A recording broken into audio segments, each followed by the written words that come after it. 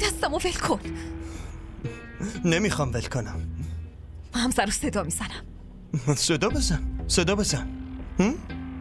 گفتم واقعا همسر رو صدا میزنم، اصلا جیغ میزنم. در ضمن تو خیلی شجاعت پیدا کردی. واره پیدا کردم. ولم کن. باشه صدا بزن. شوهرتو صدا بزن. حتی من خودم داستان عشقمونو به اون میگم. چطوره؟ تو به اون هیچی نمیتونی بگی، چون فهمیدم، خودم دیدم. حالا من همه چیو بهش میگم. من همه واقعیتو بهش میگم. فکرامو کردم. این شمشیری که بالای سر منه یا سرمو میزنه یا چرا میخندی؟ واقعا؟ همه واقعیتو به حمزه میگی؟ آره؟ همه واقعیت آره؟ خب به منم بگو که چیا رو بهش میگی؟ اینو هم میگی که ملاقاتم هم میومدی توی رستوران یا هم پارک یا هم وقتی داشتی غمتو تعریف میکردی لباسم از شدت گریهات خیس میشد. همه چیو میگم، همه چیو براش تعریف میکنم. قلب اون خیلی بزرگه.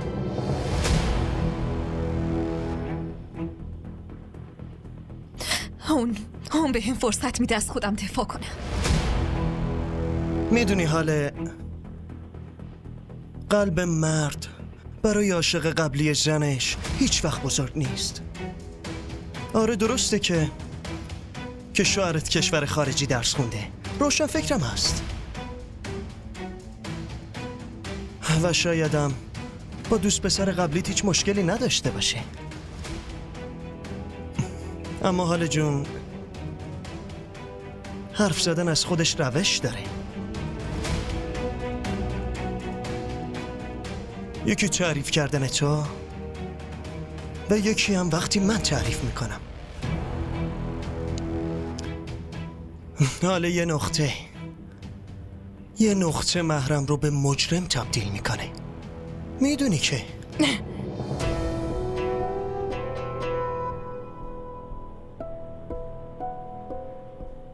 بس کن پسر، تو که بادکنک شجاعتش رو بدون سوزن زدن پاره کردی. اذیتش نکن. اما بازم به این شجاعتت آفرین میگم.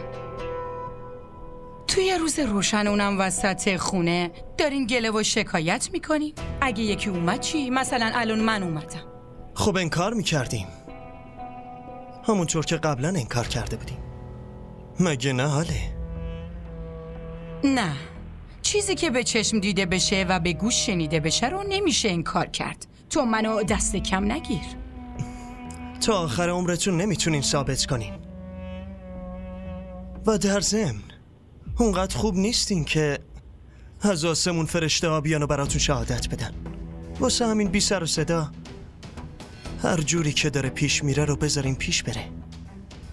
حرفای شما یه دروغه و جز این هیچ چیز دیگه ای نیست. تو میتونی از اینجا بری. برو.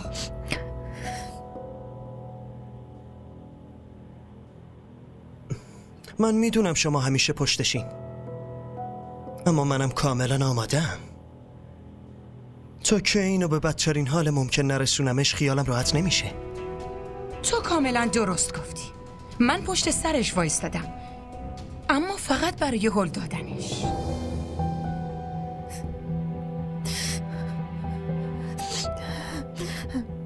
زنمو نباید میشنید. زنمو نباید حرفمو میشنید. نمیتونم منو با خورم چی میگه و خورم چه حرفی بهش میزنه. الان وقت نشستن نیست. حاله وقت نشستن نیست. یه کاری کن. نه خیر، من دیگه فریب هیچ کدومتون رو نمیخورم. اما تو بودی که منو فریب دادی پسر. راستش من اصلا باورم نمیشه اینقدر که عشقتون واقعی بوده. یه زنی که ازدواج کرده و حتی الان داره مادر میشه رو بو کردی تا به خونش رسیدی؟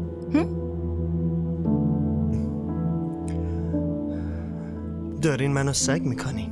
نه من چرا به انسان حیوان بگم؟ هرچی میگی خودت داری میگی، به خودت.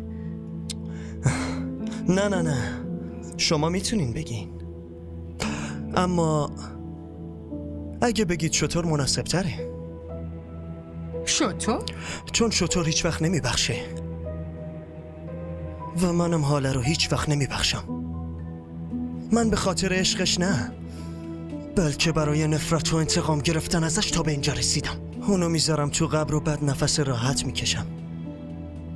انتقام؟ انتقام برای چی؟ مگه اون چی کار کردی؟ شما یه جوری میگین انگار هیچی رو نمیدونین. آره نمیدونم، باور کن. اون از من یه احمق ساخت، منو بازی داد و زندگیمو به باد داد. اما خودش ازدواج کرده و خوشحاله. اما من الان دوباره به زندگیش برگشتم و هر مانعی که سر راه هم قرار بگیره رو از سر راهم بر میدارم. اوه، و چه کسی مانع راحت شده؟ شما. اما من مانع نیستم، من میخوام حمایتگرت باشم.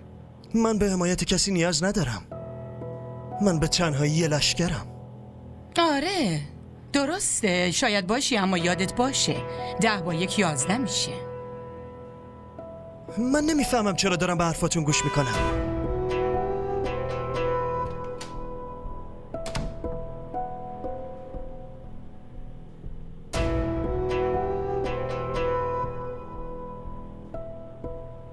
شما همون آدمین که با وجود دونستن همه چی یه دختر دروغگو و بدکاره رو عروستون کردین و اینا هم میدونستین که اون دوست پسر داشت. آره من همون آدم بدشانسم و اونم ببین به جای اینکه مدیون و متشکرم باشه روی سرم سوار شده.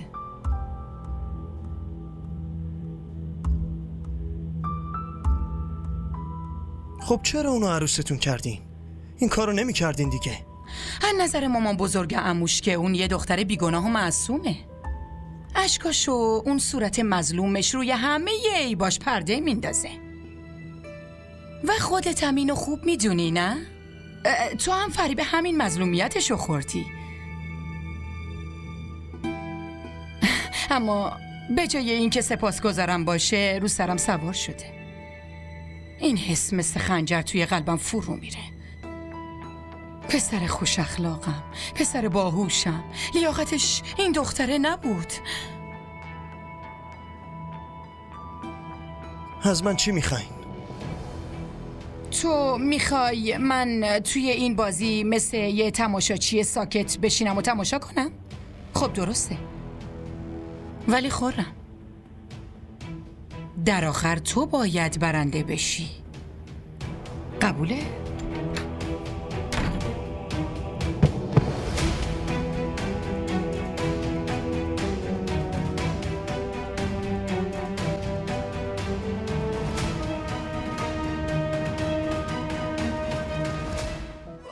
همراه ما باشید و فراموش نکنید که سابسکرایب کنید تا بهترین سریال ها را با دوبله فارسی از تلویزیون دیدی تیوی تماشا کنید.